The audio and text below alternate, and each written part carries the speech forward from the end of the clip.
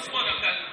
مشكله السواقه طبعا اكثر نسبه حوادث في العالم في ليبيا وفي الخليج. لو جيت باحث في الاسباب حتلقى ان في الخليج ما كانتش في مرحله انتقاليه بين حشاكم سواقه الحيوانات الجمال والحصنه والسياره، من الجمال للحصان دغري يسوقوا السيارات، يقدروا يقلبوا في السيارات ويقلبوا حاجات واجد. نحن في ليبيا هنا ما فيش مرحله انتقاليه بكره. في ليبيا هنا ما فيش مرحله انتقاليه بكره. العيل يوترك دغري اسبوع بتاعه سياره الله متاحه في الشارع. عويل صغار يسوقوا في الشارع. طبعا مش هذه بس المشكله، في مشكله واحده اخرى. سواق بعد ما يمشي في الطريق وطلع يده بيلف يمين، حيلف معناها حيلف، في وراه سيارات، في سيارات اسعاف، خلاص طلع يده معناها حيلف، والناس كلهم في الساس ما يدور حد. طبعا هذا. وفي عندك حاجه واحده اخرى، ان اول ما يركب الشاب السياره ولا سياره بط يمسك الدمان دغري يقلب مستعجل، ما دغري مستعجل، الرجل المستعجل. اوه مستعجل.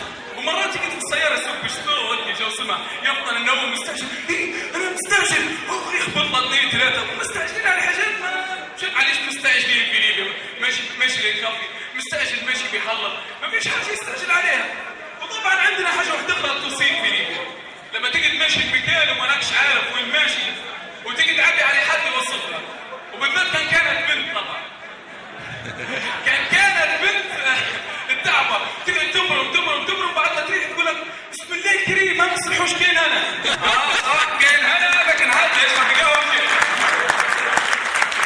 وطبعا وصف الشوارع والحواشي لما توصل حد في بريطانيا ستريت نمبر 6 مش عارف شنو، تعدي بيلدينج نمبر 5، يعني كل حاجه مكتوبه. في مصر والدول العربيه شارع 45 العماره رقم 18 الشقه رقم 1 واضحه. نحن هنا في ليبيا يقول لك اطلع طول طول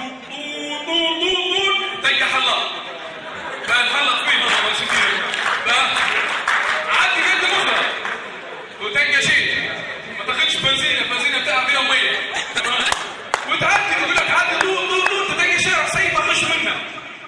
كيف نديرها هذه سيبها وخش منها هذه كيف نديرها؟ المهم وتمشي. وهذا وجهي كان حصلت المكان اللي انت ماشي له ضروري يطلع لك في ليبيا، ضروري يطلع لي بالسياره خذني من برا.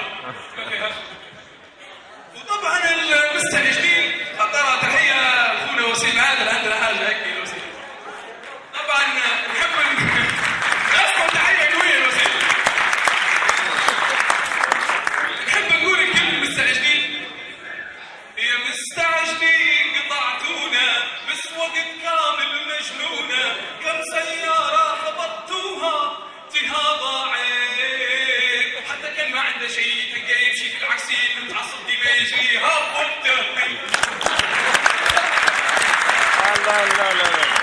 الله يا سيدي عمره ما يوقف في شارع دي بيجري بالسياره وانت كان خشيت قدامه دغري يلصق فيه وكان ضيقت شويه تشوف الوجه الشيء